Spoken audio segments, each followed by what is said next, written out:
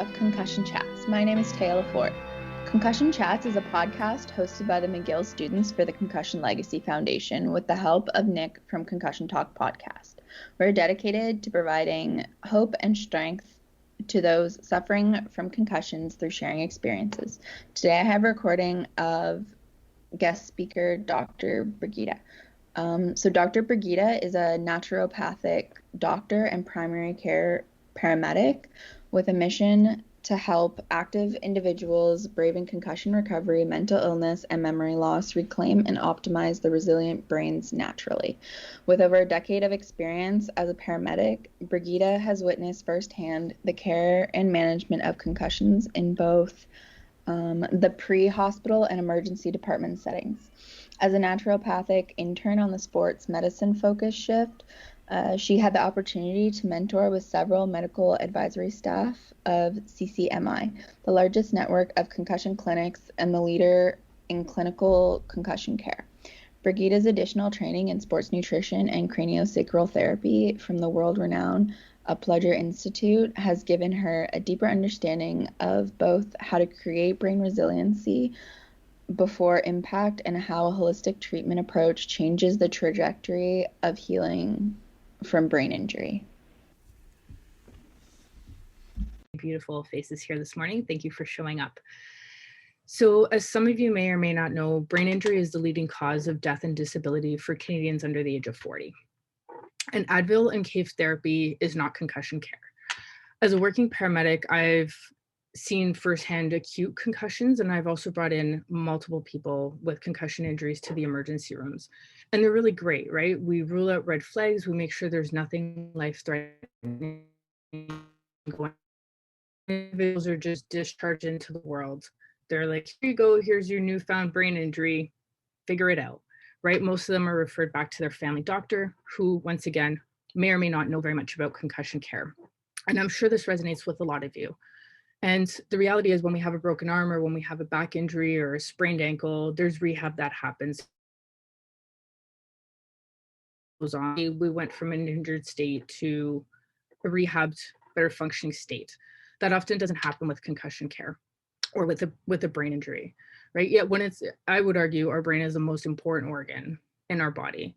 Yet patients are still left with little to no direction at the end of the day, or they're often told that there's nothing they can do about it, or to just go sit in a dark room or take some Advil. And there's no direction as far as like, when do you crawl out of this dark cave? Like, when are you supposed to start feeling better, right? So they're often misinformed, misguided, and mismanaged on a daily basis. And I don't mean this as a slight to the medical professionals, because the reality is, the concussion clinicians that are doing the work in the trenches, it's going to take about 10 to 15 years for that care to become the standard of care in our conventional medical system.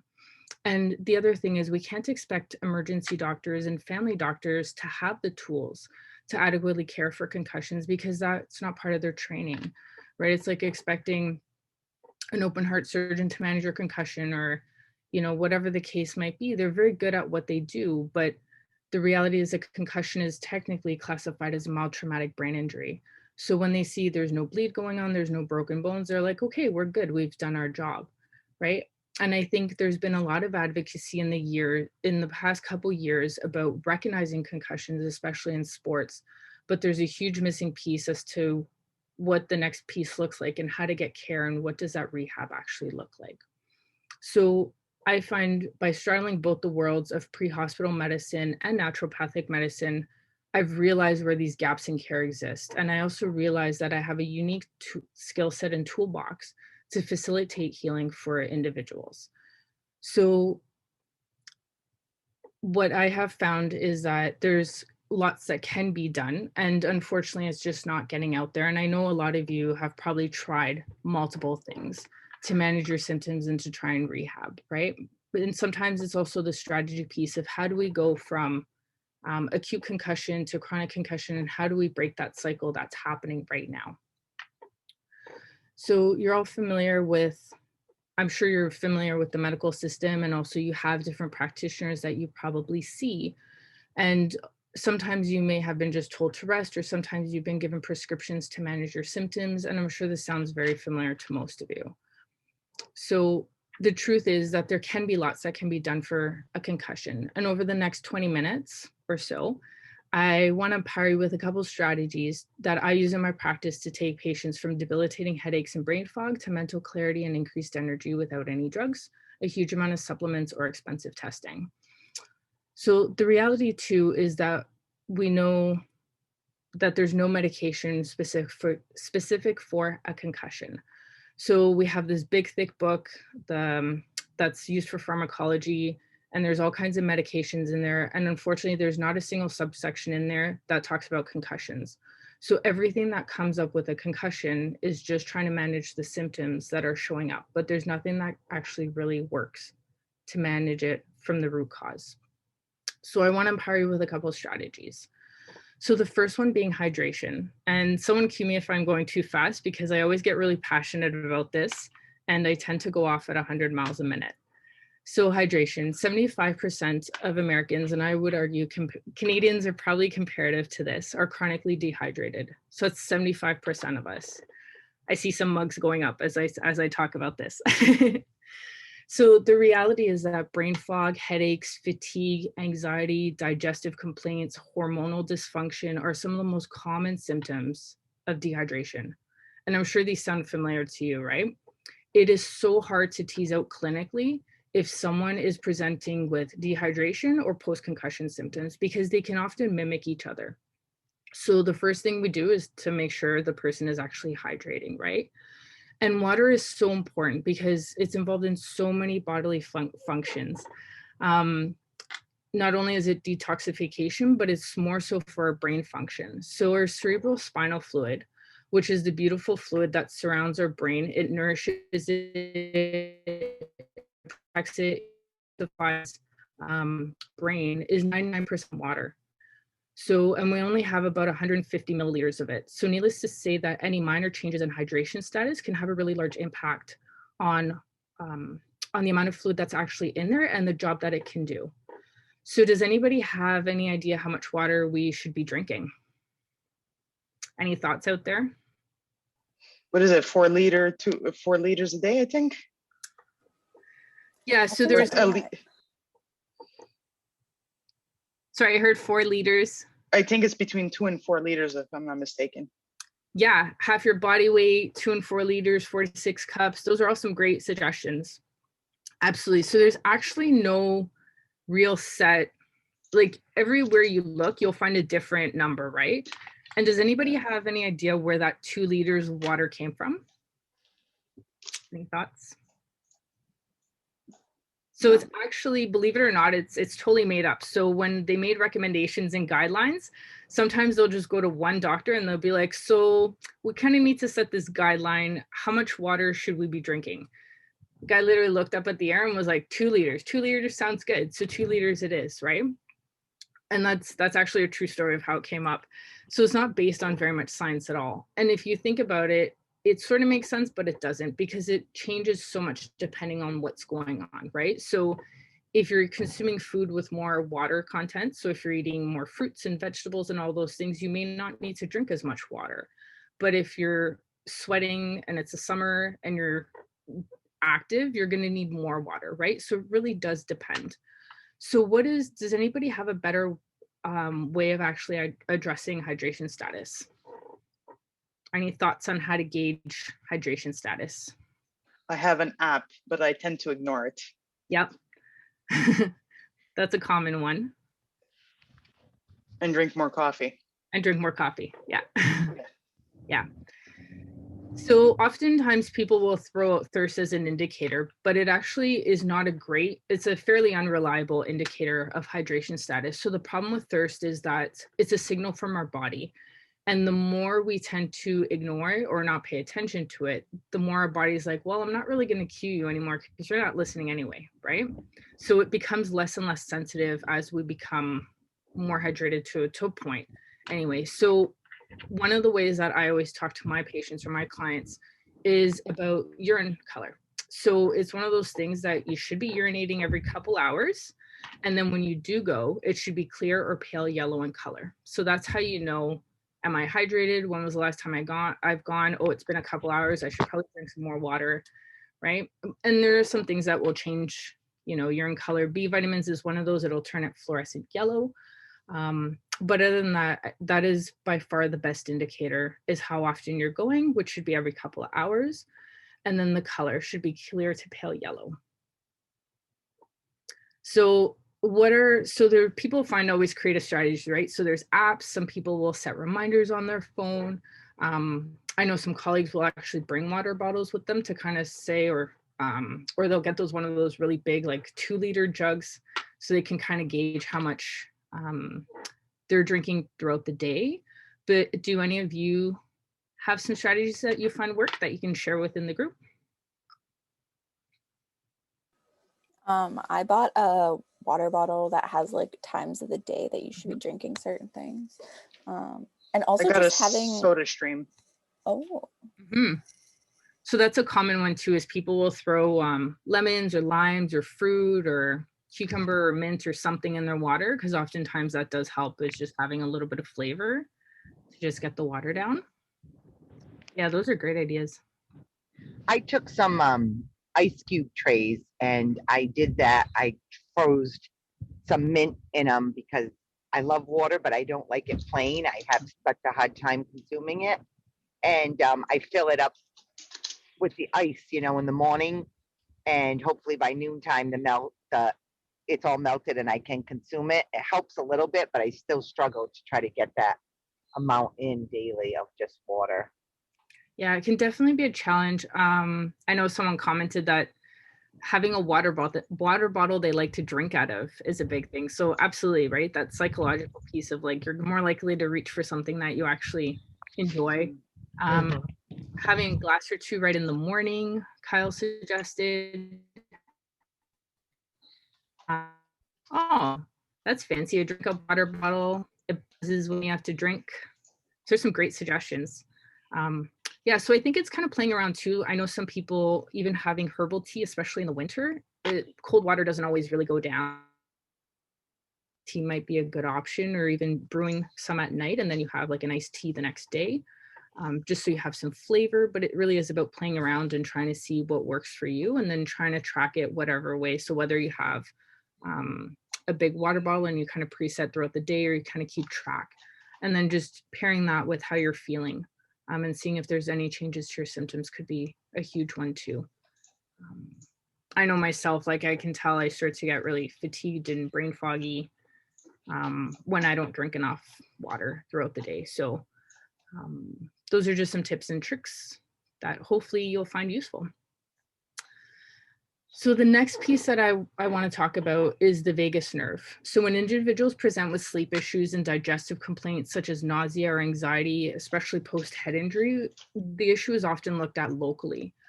But what we know is that there's a driving factor behind all these symptoms, and often it's poor vagal tone.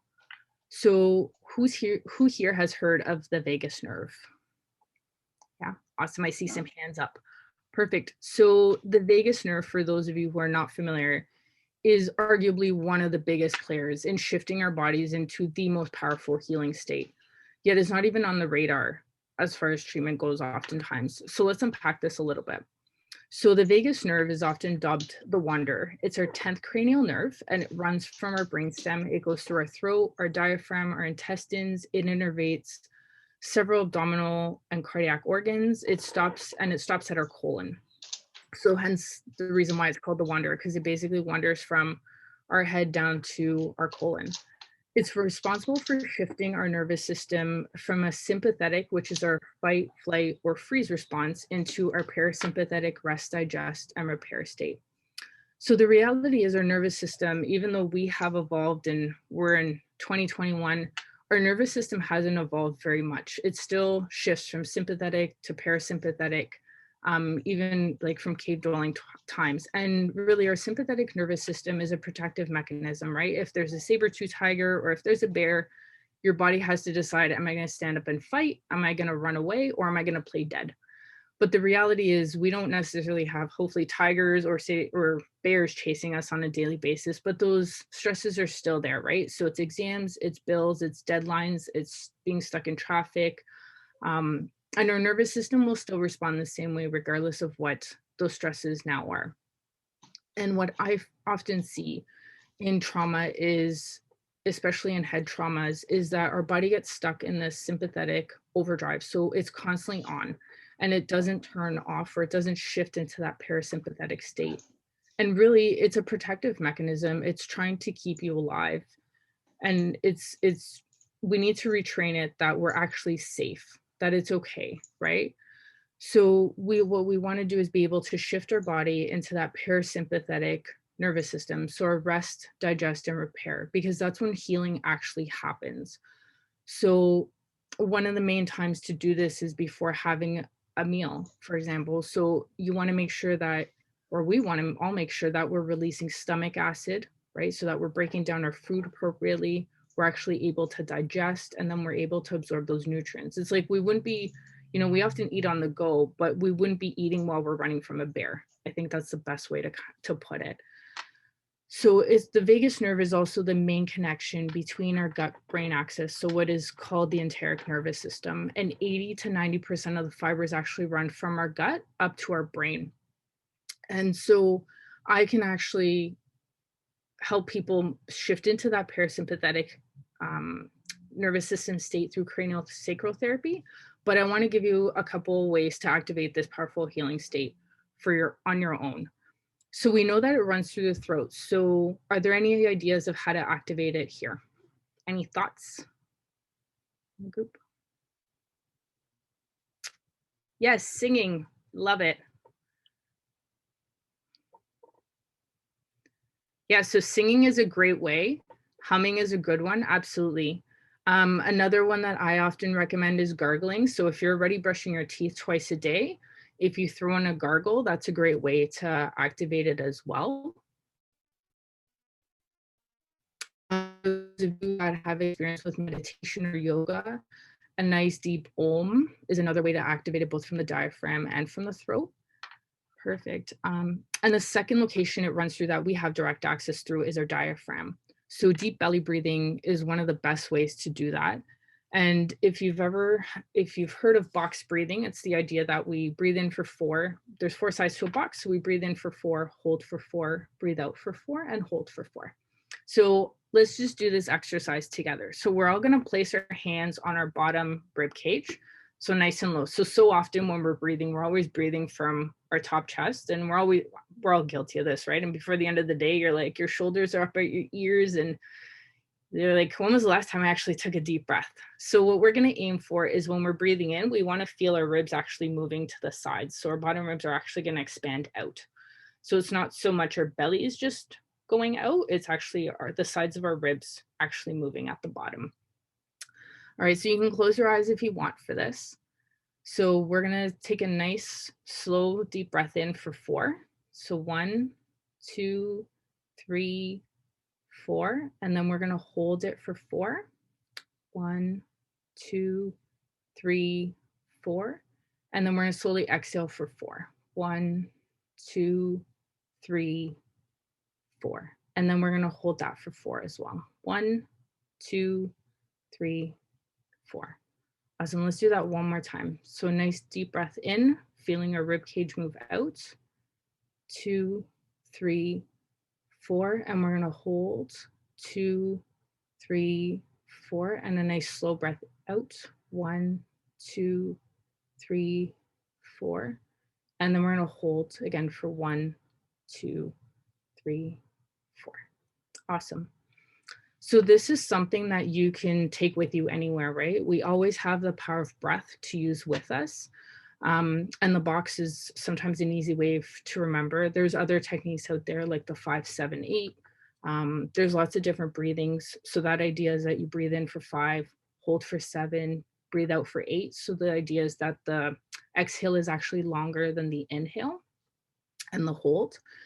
And this is something that I use myself, especially if I'm at work as a paramedic. I've been running around, lights, sirens, whatever is going on. And then before I sit down, I make sure that I take a couple deep breaths to actually shift my nervous system into that parasympathetic state. So I'm not eating on the run and giving myself a bellyache and then not really actually getting the most out of my nutrients. So this is something you can practice with you. If you're having difficulty sleeping too, right? Shifting that body into that parasympathetic state. We want to be in that state when we're actually trying to go to sleep, because that's our most powerful rest, digest, and repair mode. It's where 95% of our growth hormones are made. So that's where our brain is actually repairing. Our glymphatic system, so our detox pathway in the brain, is most active when we're asleep. So these are some things that we want to try to work on as best as we can, so that these natural mechanisms within our body can actually do the work that they're equipped to do. Vanessa was just asking a question. How long and how many times a day do you recommend doing these exercises to tone the vagus nerve? That's a great question. So I don't think there's a direct answer of like, it's this many times exactly. I think a big piece of it too is it's so individual, right? It's where are you at? And like, because on the spectrum of, you know, people that are dealing with chronic anxiety to people that are post-concussion, and also the average person, it varies so much. So my advice to you is if you notice that you're in that flight response, so that sympathetic nervous system state, if first of all, that mindfulness piece of like, hey, I'm actually in this state. Okay, I have some tools to now get me out of this state. So let's do some of those things, right? So I think, I don't know if that's a great answer for you. It didn't directly answer your question of how many times, but I think the mindfulness piece of being aware, like, yes, I'm in this state. And then I would say definitely before a meal. If you're looking, like whenever you're sitting down to do some actual mental work, you want to be in that rested state, because otherwise our prefrontal cortex, when we're stressed, just shuts right off and we're not thinking, right? So anytime you need to do mental work, and then definitely before sleep. And then pairing it even with things like brushing your teeth, if you're going to do gargling, or if you're going to do singing, or whatever it is, right? Or if you're feeling yourself released, it's a great time to just get up, dance, sing, literally shake the stress away is a great way to remember it. So I hope that answers your question a little bit. So we could not talk about concussion recovery without touching on nutrition and metabolic health. So concussion is not just a physical injury, but it's also a metabolic one. The tissues are so greatly impacted throughout the whole body. And there's no talk about the connection between diet and brain health. That often our mouth can just be a garbage can, and that there's no impact on our brain health. Yet there's so much research coming out in the field of the gut-brain axis and the enteric nervous system, and the impact of gut health on brain health. And our gut is not just physically connected to our brain through the vagus nerve, but it's also the major site of our immune system. So 90% of our immune system is housed in the gut. Our neurotransmitters, which are the messengers for our brain, are synthesized in the gut. And the site for absorbing the building blocks for actually regenerating neurons all that absorption happens in the gut. So the breakdown of the integrity of our intestinal barrier is mirrored with the breakdown of the blood-brain barrier. And this happens within hours of a neurotrauma. So when there is a trauma, usually there's a leaky gut that happens, or intestinal hyperpermeability. And then within hours, we also see that being mirrored within the brain, and the blood-brain barrier starts to break down as well. So our gut really is our second brain. So I want to challenge each of you from this moment forward to shift the way you perceive food as just filling an empty stomach, to that of really nourishing and nurturing every cell of your body, and most importantly, your brain. The biggest obstacle for healing that I see in my practice is often neuroinflammation. And the reality is we can't expect to build new cells and new neuronal connections in a raging fire. Right? The analogy I like to use is it's like trying to towel off in the shower while the shower's still going, right? It's just, we're trying to get dry, but the shower's still going, and it's a hamster wheel that we can never get out of, right? So the three biggest culprits are gluten, dairy, and refined sugars. These are some of the most pro-inflammatory foods, especially for those with a brain injury. So I'm going to invite you to replace these foods with more minimally processed foods. So foods as close to the earth as possible. So things such as vegetables and fruits and healthy fats, nuts and seeds, and proteins of your choice. So it doesn't matter which diet you subscribe to or prescribe to. The reality is the tenet of most diets are based on fruits and vegetables, nuts and seeds, and healthy proteins. It doesn't matter what label you want to give it. And I don't think we necessarily need to label our diets, right? Because it becomes very limiting in and of itself. But I think, and oftentimes I get asked, is there a diet that works for everyone? And there isn't. We're all individuals, and sometimes it's a bit of trial and error, and sometimes certain foods will work for you at certain times, and sometimes they won't, right? And sometimes post head injury, people will be more sensitive to these foods of like gluten, dairy, refined sugars, even things like eggs. And then when the healing process has been done, or they're getting closer to being back to themselves, these foods may not cause an issue, and they can easily have a cheat day and there's no major repercussions. So it's also about listening to your body and really being in tune with what's going on. So the reality is what you put in your mouth has the potential to either support neuroinflammation or neuroregeneration. And that is so empowering, right? You have the ability to control what goes on in your brain by what goes on in your gut, right? I'm going to say that one more time. So you yourself have the ability to control what goes on in your brain by what you put in your gut. And that's huge. And I know these strategies often sound simple, but they're not easy, right? They're not sexy and shiny like supplements and other tools can be, and they require consistent effort and commitment. They do, right? But by addressing these foundational pieces, I actually see the body's response to other treatments improve as well, right? So it's not just your brain that might not be happy. It could also be the neck muscles that are so at play with a concussion that if we're rehabbing and we're finding that treatments are not holding or not taking, we often have to look, is there something else going on? Is there inflammation that's happening and the tissues just aren't holding because they're inflamed and they're just unhappy and they're not going to heal as well? Or are we stuck in this chronic sympathetic overdrive where the body's like, it's not safe for me to let go. These muscles are not okay to let go because I need to protect. So it's about shifting our bodies and saying, hey, it's okay, it's safe, and working with our body and our nervous system to really shift those things. So I've seen time and time again patients who are set free and told there's nothing that can be done and to just rest and hopefully it'll get better and eventually crawl out of that cave. Or I think the most frustrating piece to me is the fact that patients are often told that, after months and years of struggling with persistent post-concussion symptoms, that this is your new norm. Like, this is it. This is all you have to do. And just like figure it out. And then often they'll go and try to figure out like, is there something that I can do? And it's wonderful to have groups like this because I think there's conversation about what has worked and there's different avenues that have been explored and discussions that have been had, right? And in the past 20 minutes-ish, I've given you 3 tools to start taking radical responsibility for your own brain healing journey. And what's more is this is just the beginning. We've touched on sleep a little bit. We haven't even touched on gut healing or hormonal health or mitochondrial health. And those are also important for brain healing. So I want to invite you afterwards to hop on my page. I'm at Naturally Neuro, and I have a Eating for Brain Health guide on there, which really does support you more in depth, and you can get some more information that way because we're kind of tight for time, so I won't have a chance to expand on all of this stuff. But thank you so much for coming out and for your questions. There was a question, you mentioned growth hormones. Where did you say it was made? Yeah, so growth hormone, most of our growth hormone is actually made when we're sleeping. So I talk to this a lot with my athletes because I work a lot too with hockey players, and they're always like, especially teenage boys, they're so lanky and they always want to put on weight, right? Yet when we look at sleep, 90 to 95% of our growth hormone is actually made when we are sleeping.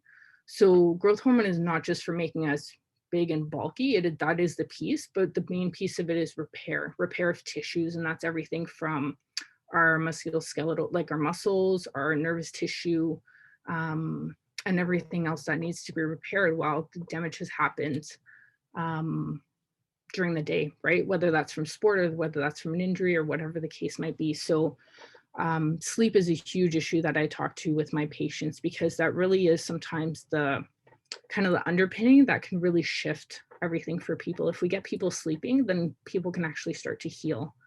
And I find that's often greatly impacted with concussions especially. And mainly I would say it's that sympathetic drive that's happening.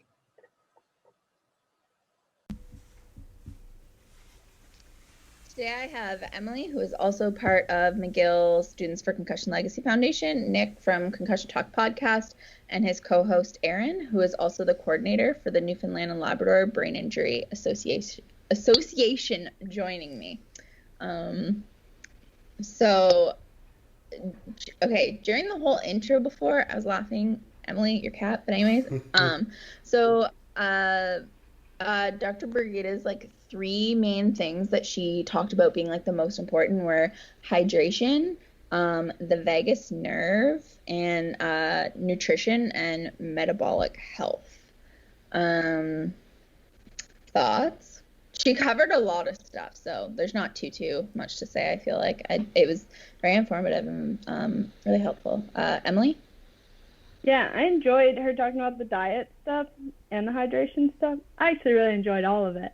I just managed to cut the dairy, gluten, and refined sugar out 6 days ago. Got some inspiration from last week's because I'd been thinking about it. I was going to say, that sounded familiar. Some of the stuff was like it was last week's, was it? Yeah, but then, I was going to do it, but then I got stuck at the hospital working, and so I just had to roll with the food they had. And so then now I'm doing it. It's day 6, and I've been drinking like so much water. How much? I don't know, so much. Like probably 6 liters a day. So much. Like, man, so much. You must pee all the time. Yeah, dude, I peed all the time before, so that doesn't even matter. I just peed because of anxiety before. Now it's like I'm peeing because I'm drinking water. And I just, and I had done this for about 3 weeks in September, and I had this moment where I was doing homework, and I was like, man, like, I really can sit down and just read everything and go through everything and process it all. And then that went away, and I went back to this, like, gosh, I really just have to skim stuff because I don't have the capacity to go through it all. And which is difficult in itself because I feel like I'm being lazy, but it really is the capacity I have. I felt like I was thinking through a brain fog. And then I sit down again this morning. In the past couple days, I've had a rough couple days because of other stuff, but I do not feel like I'm thinking through a fog as much when I eat like this and I hydrate like this. Like I'm able to sit down and break down information and make sure I can fully understand it versus just like half understanding it enough to pass a class. Did you ever do like I'm excited. Did you ever do a bit of the dairy, like knocking a bit of dairy, or did you just go straight like cold turkey, just no milk or no cheese? Yeah, cold turkeyed it. Oh, yeah. Cold turkeyed it. Emily doesn't know how to not do cold turkey stuff. She's just cold turkey. I tell you what though, like I quit smoking 2 months ago. And I don't know that I've experienced cigarette cravings in the past 6 weeks the way I have experienced pizza cravings in the past week. Give up pizza? Well, you can't do carbs or cheese. Like the gluten, I guess. Yeah, and now it's okay, but I'm interested to see how the rest of the school semester goes, if I can keep it up. And what my doctor had recommended was do 60 days like this. And then my body can probably handle like the dairy and the gluten on occasion, but not like constant. But they said really give 60 days to like heal it.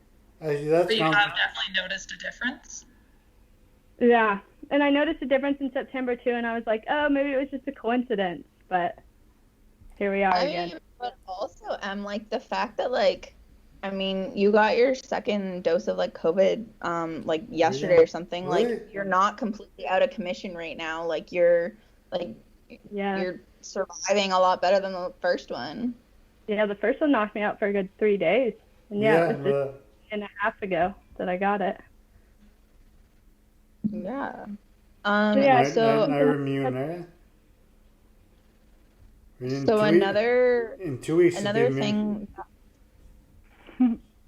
Oh, what, Nick? I said in 2 weeks Emily will be immune. Oh. So something that someone was asking Brigitta after her talk was about just like the whole diet thing and about commercially farmed proteins and just all that sort of thing. And Brigitta made a point of like making it very clear that like getting the cleanest meat that you can afford and that is available to you is what's important.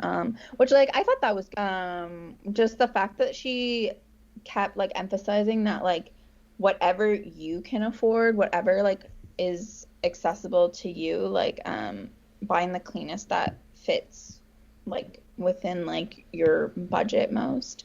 And she talked about how like lentils and other protein sources are really good to bring down inflammation. And later on we were talking about iron absorption, and Brigitta also just emphasized the fact that all nutrients are best when they come from your food directly, so rather than taking supplements and stuff, which like, I mean, I guess it makes sense.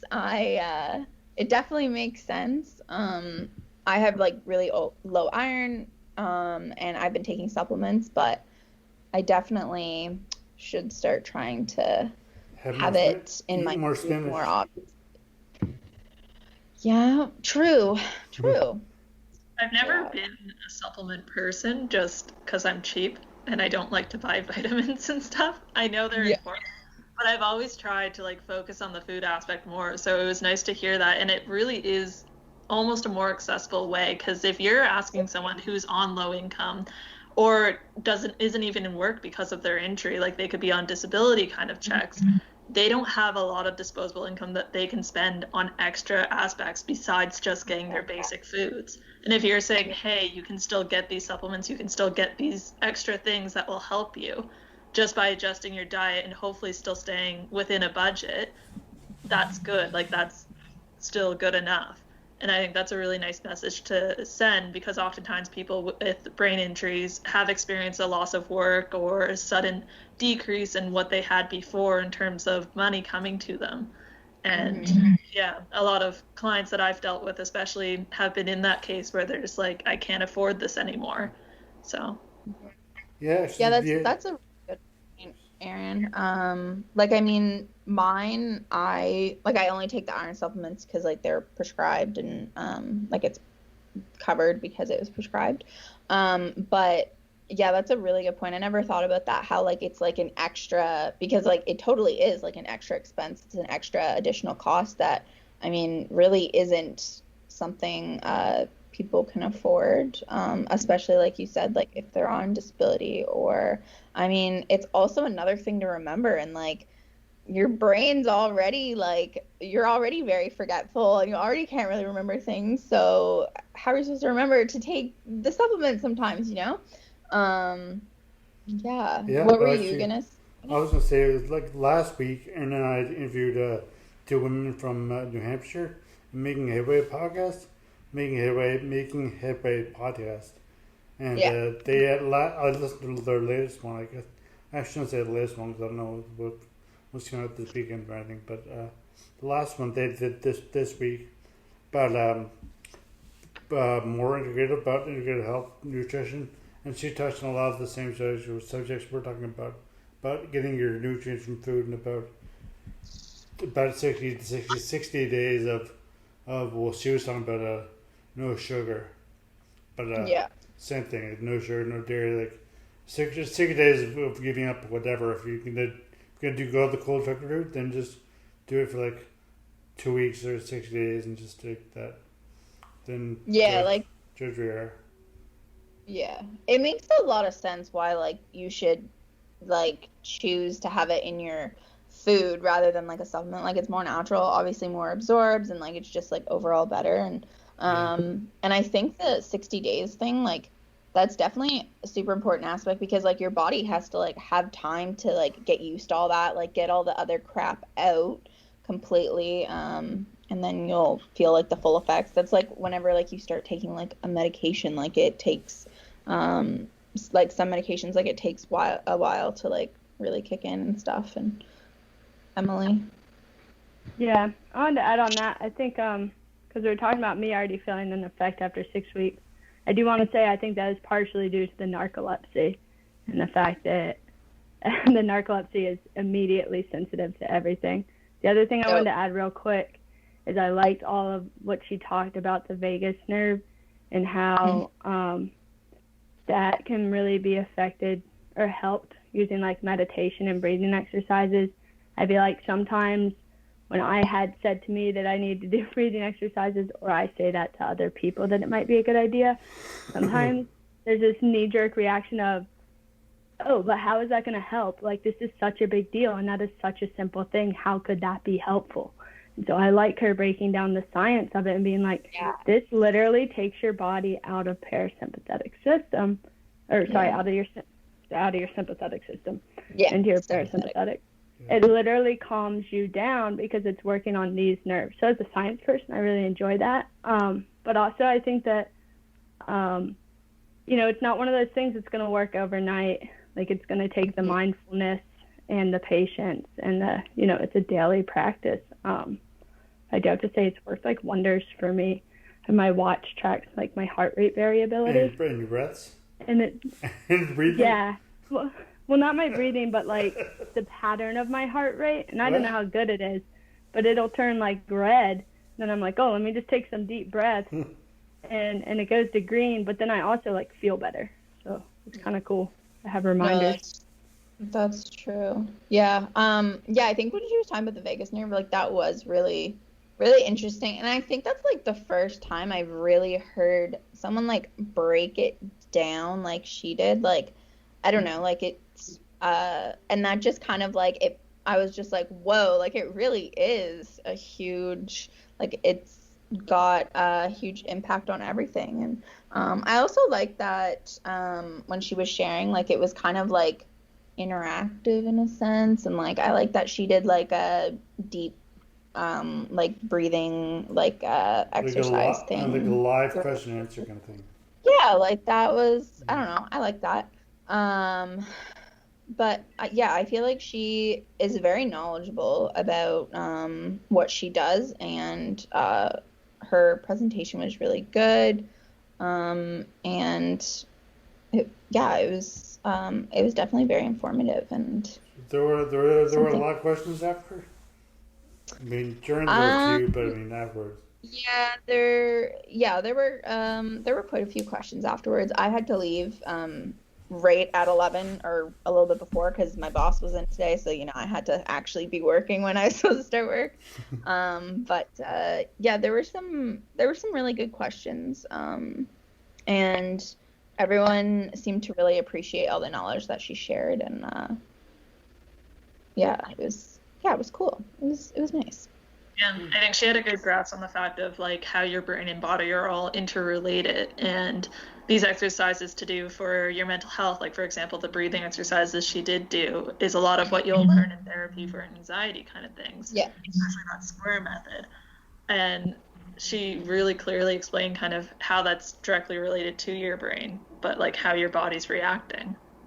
Yeah, I like that everything was explained really well. Like she didn't just assume that people knew things. Like she explained it, but like it wasn't like a dummy explaining. Like she was just like explaining and elaborating on things, which was really helpful, and it was really, really good. Yeah, I agree. Does she come to your seminars a lot often, or was this her first time presenting?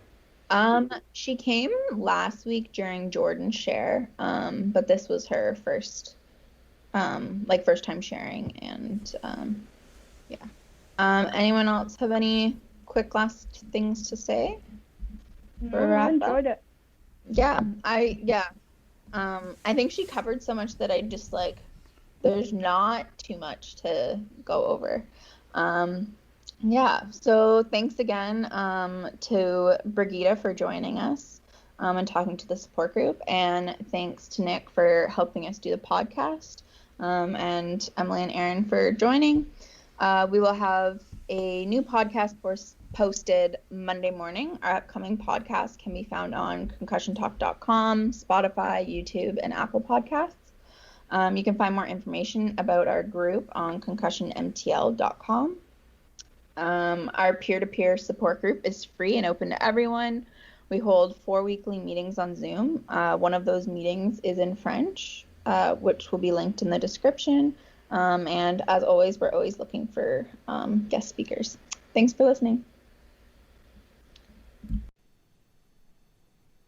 HeadCheck Health bridges gaps in concussion care through simple, powerful technology.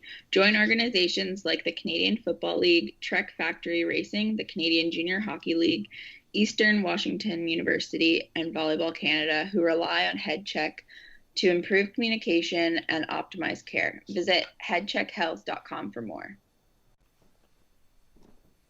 The music at the beginning of this podcast is by Ben Sound. www.bensound.com.